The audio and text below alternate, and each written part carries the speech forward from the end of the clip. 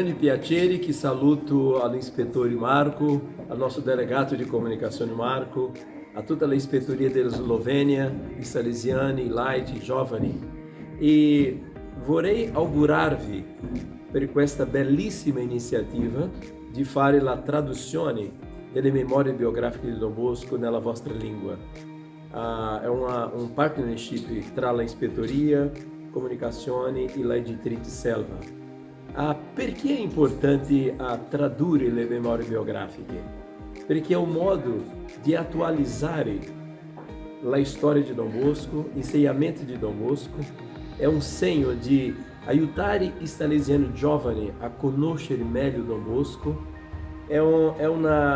sono testi che ti danno una forte informazione della nostra identità salesiana, cioè leggere le memorie biografiche è trovare il cuore di Don Bosco. Leggere le memorie biografiche di Don Bosco è ritornare alle fonti salesiane. Pertanto, auguri per la vostra ispettoria. Eu lo so benissimo che non è costoso, deve pagare, bisogna di un'equipe di traduzione. Auguri e ringraziamo tutti i traduttori, tutti quelli che hanno lavorato per preparare questa edizione. Eu sono molto contento e ringrazio a voi e auguri per questa bellissima iniziativa.